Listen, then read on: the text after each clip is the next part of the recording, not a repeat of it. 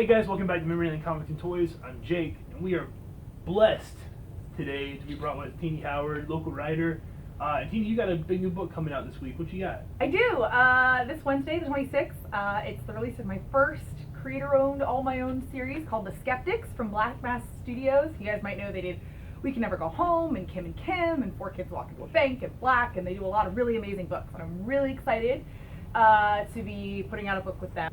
So tell me about working with Black Mask and how you got this book to be. I was lucky enough to simply be looking around for more to do, and I had some pitches I was showing around to different publishers when Black Mask kind of let people know that they were, in the process of looking for pitches. And so I was able to just get in touch with Matt Solo, the editor over there, and I presented him the idea, and he loved it, and he asked if I had an artist in mind, and my first, last, and only choice was Devaki Nyogi, who did Curb Stomp with Brian Ferrier. She does the covers for Kim and Kim. Oh yeah. She had history in fashion illustration and this really cool, pretty style. And I keep saying, like, when you guys see the book, like, the way she draws everyone's eyelashes is, like, amazing. Like, if there were an Eisner for drawing eyelashes, she would get them. She works traditionally. Check. She draws everything, traditionally, inks it all. She sends me videos of her inking, and it's beautiful. And she's incredible. I wish I could have her. She lives in India, on the other side of the globe. Someday. But someday, I keep trying to tell her, come to a con or something. But her art is, I think, one of the best parts of the book. I mean, the story wouldn't be the same without it. Gotcha.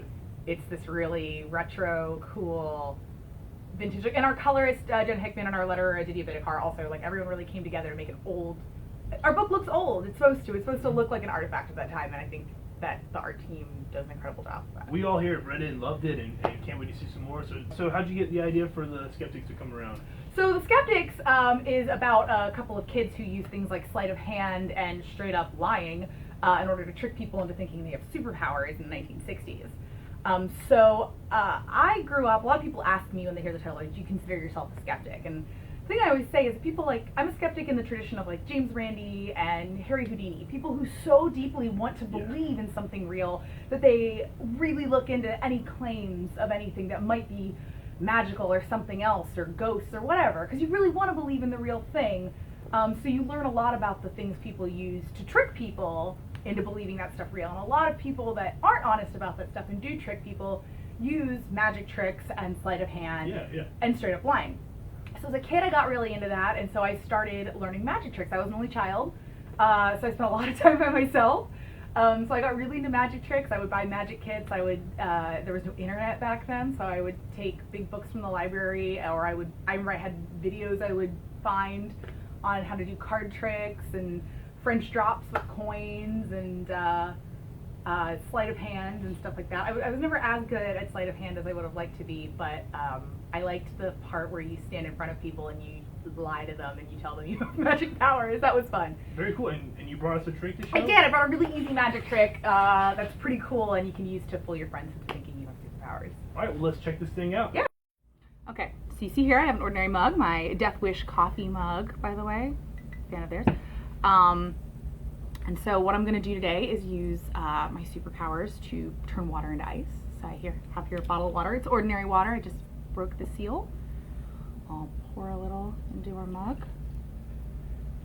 And I have to concentrate.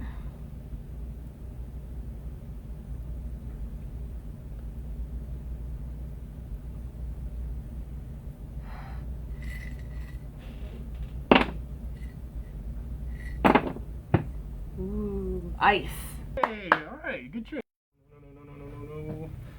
No.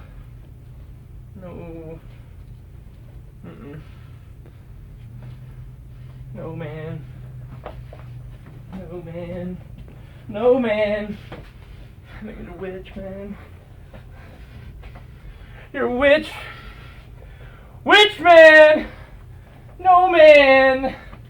No. There's Oh, God. A sponge in the cup. Oh. How did the sponge get in the cup? It's always... No.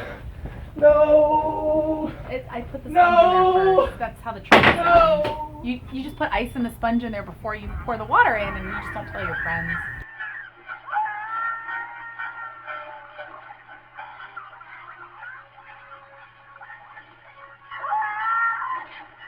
And so one of the best parts I feel like about the Skeptics being released in our hometown is you got to do a release party for this thing. We got to go big. Yeah, we're gonna do.